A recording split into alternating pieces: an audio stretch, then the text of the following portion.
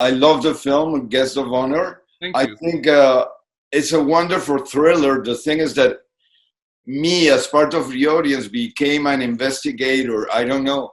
I wanted to know, and I was I don't know. It's a film that really involves the audience into find the truth of what happened to Veronica. How did you accomplish that? And if you were looking for that? Yeah, I mean, look, all the films that I write and direct are set up as investigations. That's a very good way to put it. It's the viewer is given all of these pieces of evidence, and the challenging part is that very often these pieces of evidence are floating in the memories of the characters themselves. So that is to say that they are evolving, they are fluid, and I'm very aware of the challenges of that, but it's also important that we are seduced into that world, that we want to take that journey. So in this case, you have a father and a daughter, and they are both trying to understand their relationship to a set of circumstances that has had a huge impact on their life. And it's there's very little communication between the two of them regarding what actually happened. And as we watch the film, I think we come to understand that what happened when Veronica was 9 or 10 years old, maybe a bit younger, the father could have never explained it to her at that age. There's no way, given the particular circumstances. So listen, I'll be specific because I don't want to be, the mother was dying of cancer. The father was having an affair with the music teacher that Veronica, the daughter, adored. And we had come to understand that, I don't want to give it away for the people who haven't seen it. So I will restrain myself. But what we come to understand is a set of circumstances that a young girl could not have absorbed, and the father would not have ever explained it to her. But the problem is that by the time he might be able to explain it to her, she has no reason to believe him because it's very convenient. The explanation he gives is would be very convenient, and there's no one to back it up. So that's a trap. I mean, these characters are in a real trap, and so he prefers not to deal with it at all. He doesn't. So the viewer is actually in this crazy space as they're watching the film, where there are these images floating around with the father and the daughter, but they've both been effectively buried. And this creates wild distortions and behaviors on the part of both of them, I think. And because they're both doing things which are quite extreme, and in her case, very extreme. But and I've observed this before, I think very often people do these things when they are trying to deal with things that are suppressed, feelings that are suppressed. So human beings are bent out of shape. So if you're expecting these characters are reacting in a normal way to normal circumstances, they're not. That's clear. And you as a viewer are then dealing with these four deaths. One is like suicide. One is like an accident. One is a disease. The fourth one, we're not quite sure what's happened. But there's a lot of trauma that's floating around, and you're putting it together. And then by the end of the film, you're realizing that the father understands that the only possible way that he might be able to clarify and substantiate what actually happened is through this priest that had contact with his mistress, the music teacher. And so he bequeaths that his funeral, because he knows his ill, will happen at this church with this priest.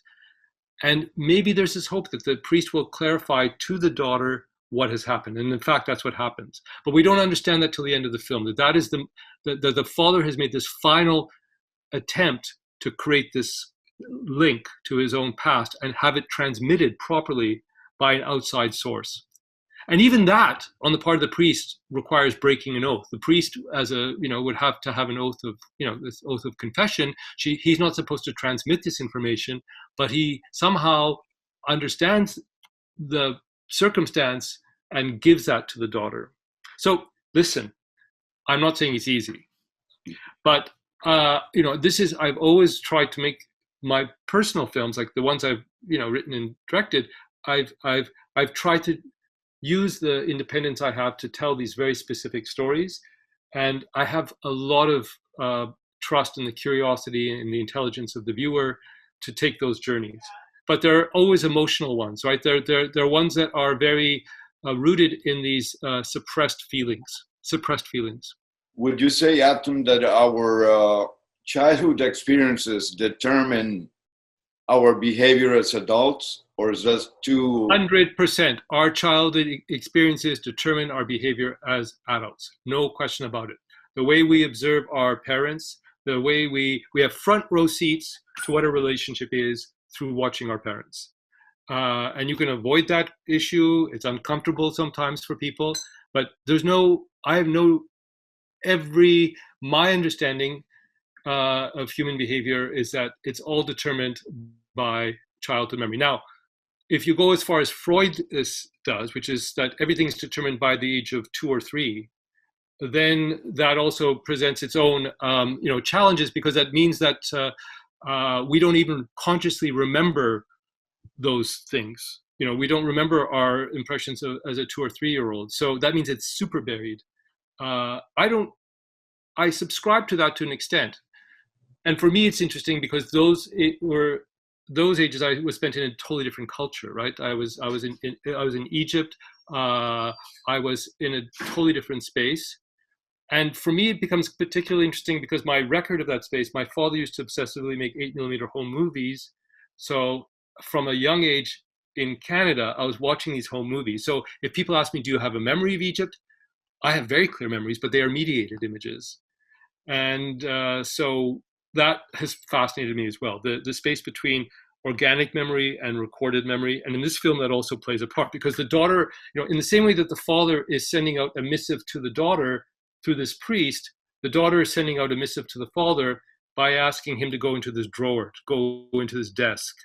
And so whether or not, again, she can be so specific as to think that he would find this cell phone that contains this crucial bit of evidence, maybe it's improbable, but I think it's possible, in the same way that it's possible that the father would think the priest would give this narrative thread to the daughter. And in a way, that's where it becomes a story. That's where it becomes a fable. And there's if you're looking for, clean, narrative logic, there are these leaps. But again, everything that I have recorded in the films I've made, I see as being possible given the circumstances that the human beings are living with and the pressures that they're facing. That's my modus operandi. I'm very, very convinced that when people are under a certain type of psychological stress, and when it deals with, especially with suppressed memory, and there's an abstraction to their own understanding of what might have happened, that becomes it. It allows the character to make very unusual choices, be that in Exotica, Sweet Hereafter, Adoration, all of these earlier films before that. And even in the films that I'm doing as with other people's script, we were talking 10 years ago about Chloe. I mean, I think it also comes up in those films as well. How much does the film explores forgiveness and revenge at the same time, and self-flagellation? Self-flagellation for sure. I mean, forgiveness. That's scary. Yeah. The question is, do these characters forgive themselves first? Because you can't forgive others until you forgive yourself, right? And I think, I think Jim Davis, the character played by David Thewlis, is trying to find some way of forgiving himself, but it's very difficult because to do that, he would have to have the daughter accept his version of what happened, and he's not prepared to actually have that conversation. So he's stuck in that place. And isn't it strange actually ultimately that it's in the structure of a church and a priest that some possible forgiveness might be happening? I mean, I don't think I'm that conservative, and certainly this priest is as they say, breaking a code, but that is ultimately where there is the possibility of some sort of reckoning. The other clue in this film, I think, is that at one point when the when the food inspector it goes into this Armenian restaurant, which, and, and he feels he's the guest of honor. Strangely enough, he is. He was about to close the restaurant down because they were making this big health code violation by preparing their own meat. They come up with the excuse that they're having a private party, and they suspect that he might come back to check that they were having a private party, and sure enough, he does. And so suddenly he's asked to give this speech, and at one point in the speech, there's a big clue. He toasts and he raises his glass and he says, "His blood." So that suggests that there's a Eucharist here. There's some sort of a communion happening, and it's latent in his formation. Even though he's not religious now, it suggests for someone to say, as he's drunk, "his blood," at the moment of a public kind of communion, suggests that there is religion in his background, but he's divorced from it. And then we see that he creates his own sacraments, like what happens with the rabbit, what he asked for in terms of, like, I won't go into the details, but no. So I do believe that we as human beings are designed to respond to certain institutionalized forms of forgiveness, redemption, and if those don't work for us, I often think we create our own means, and that's where the personality and the actions begin to distort. And it becomes absurd. I mean, it really does become quite absurd in this film. It's quite astonishing how extreme the places are these characters go to in order to come to terms with their psychological issues. And the lack of communication is scary. It's very scary because it's like, look, there's a scene where the daughter has asked for the father to go into this drawer. We've seen that the father comes up with something very substantial, what he finds on this cell phone. But rather than talk about that, he brings this piece of music and he says to the daughter, "Look what I found." And actually that piece of music is evidence of something else. And she confronts him, but he doesn't go there. He goes into a denial mode. And again, it's because of this fear that if he was to tell her what was actually happening, she would say, "Well, that's very convenient. Why would I believe that? Who's going to prove that? I mean, or is that what you think? Is that what you think was happening?" So the moment, and that becomes very dangerous, right? Where someone is asking you to substantiate your version of something, which maybe at that point you were not entirely equipped to understand everything anyhow. So because what it doesn't address her feelings about who these characters, the mother and the teacher, were. So he doesn't really have access to her world. And you're right, it needs communication, but when there's no pathway for that communication, and we can even maybe think that maybe the daughter, as the father is visiting her in prison, and again, she's put herself in prison in a very, very unusual way. I mean, she has created this narrative which is false, but if she was to say that to a police officer and accept full responsibility and say to a judge, "I want full punishment for what I've done," in this country anyhow, she would go to jail. I mean, if there's absolutely no defense, and if she's asking for the severest punishment, that's where she would be. But I think that being there not only gives her this moment, but it gives her the ability to watch the father humiliated, because it's the father's worst nightmare that the daughter would be incarcerated and would be in this place. Reputation. Yeah, and he keeps talking about that.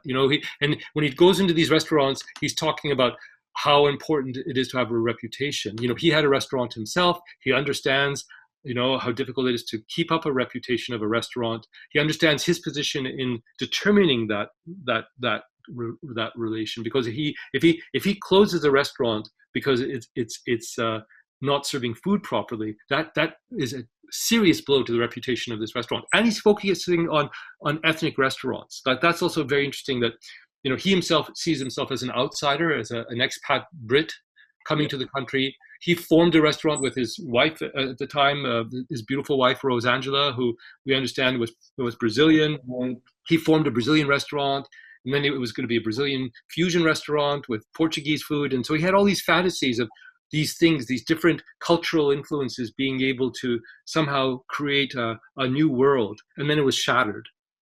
So part of what he's doing as he's going into these restaurants is dealing with his own sense of a dream that was taken away from him. So Adam, from all your films, which one you consider a turning point, and why, if you have one? Well, turning point, like in terms of my process, oh boy. Wow, that's a big question. I mean, I would say that like something like Calendar was a very important film because it allowed me to kind of really experiment with the form and structure. And you know, the films I had made before that were certainly dealing with these issues, like films like Speaking Parts and The Adjuster, Family Viewing, Next of Kin. They were dealing with these themes, but they weren't radically structured in a way. They were floating, but they didn't sort of take a more rigid form. So Calendar, first of all, it was going back to Armenia, dealing with the landscape of that country, which existed as a myth for me, as a fantasy. But it was also dealing with the process of photographing those landscapes, because my character is playing a photographer making 12 images for a calendar and seeing his relationship break down. And there were a number of different things it was a sketch film. It was not like made in a conventional way. So I was able to kind of experiment and as an artist really grow with it. So that led very much to Exotica, which was the film I made next, and kind of opened this pathway between these structural experiments, which were quite rigid, combined with these very strong emotional feelings. So Adam, considering that the pandemic has forced us to communicate virtually, I would like to know if this form of communicating has changed your sense of reality or... Well, I mean, it certainly changes your sense of reality as a filmmaker, because, you know, there's no moment of like a theatrical release. You know, I mean, I was very lucky with this film that we went to Venice, we went to Toronto, went to London. I had a great screening at the Cairo Film Festival. I was born in Cairo, so I went to Egypt. So I had this wonderful opportunity to travel with it. And then suddenly it was cut. You know, like I remember I was at a festival in Belgrade. I was on the plane. I was supposed to go to Sofia. And then suddenly, no, everyone comes home and we're isolating. So, and now that we're releasing in North America, you know, there's not that sense of the moment where people must go to the cinema. That's interrupted. But listen, there, you know, you feel, there's a sense of helplessness, but there's also a sense of gratitude that the film was made. And there's a sense of like, I'm doing a workshop with the Yerevan Festival in Armenia next week with a workshop of 15 filmmakers. We'll be on Zoom, and you know, they're trying to make their films in this environment. So I'm very aware of how fortunate I was, but I'm also aware of the challenges ahead, and this feeling that we need to keep the community of filmmakers, and that we have the blessings of this technology, which gives us this contact, right? I mean, so even though I would say in my earlier films, I had suspicions about this technology, right now, I mean, it's what is linking us, and it's very important that we take advantage of it, of course. So yeah, these virtual festivals are frustrating, and you know, but look, it's a pandemic. You know, like we've had these in our history. They've been much worse. They've devastated, you know, so many populations. So we are in a global space, so that we are all connected, and that means that we're connected physically, and so this pandemic spreads in a certain way.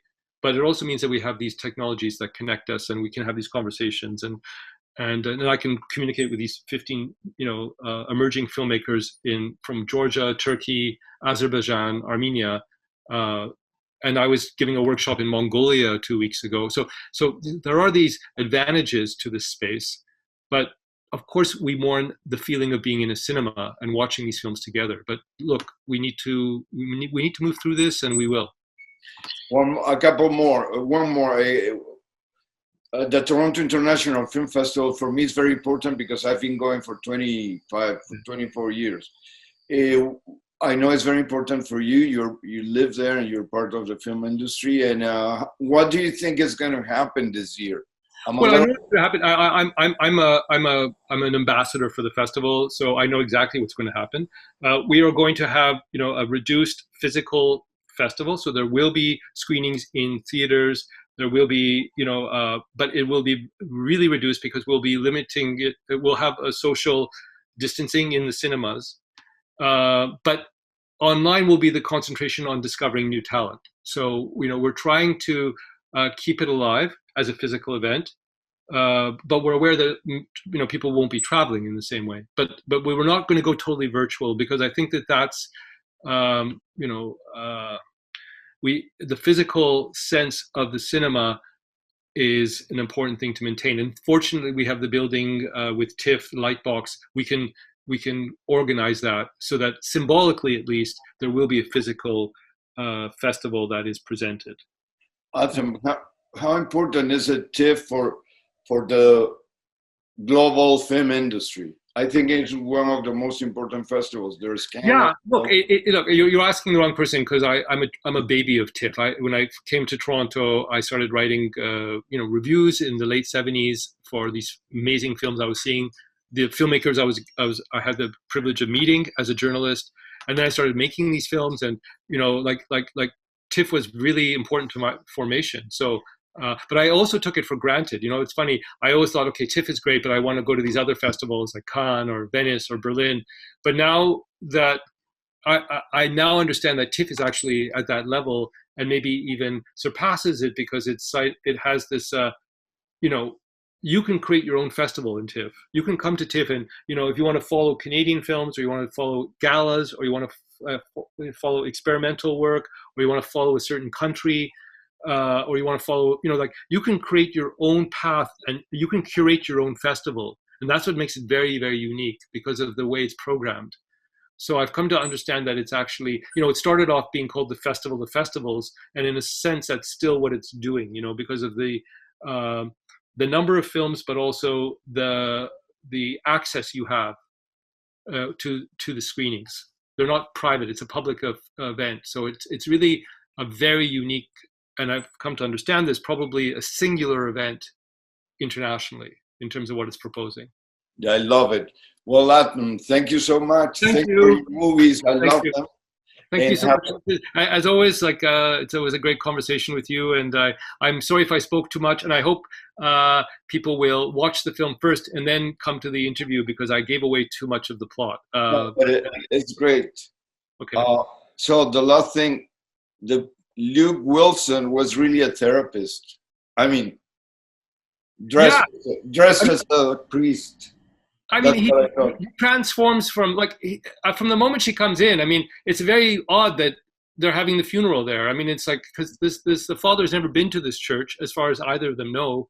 So as he says, this is very odd that you're here, and he doesn't know anything about the man. So he becomes effectively a therapist, but weirdly enough, again, I'm giving it away, but when he's giving his eulogy to the father, he's also eulogizing the music teacher who he did know, and that becomes a very cathartic moment for both the priest, Luke Wilson's character, and also for Veronica, and I think if the father was alive and watching, it would also be a moment that's very cathartic for him as well. So in his spirit, and I think that's the magic of film, is that by what you can construct with the scenes and how you put the scenes together, the father is present, even though in life he wasn't. But as we're watching the film, he becomes very alive. And that's the miracle of cinema, right? That's what you can do through the organization of your images and sounds and performances.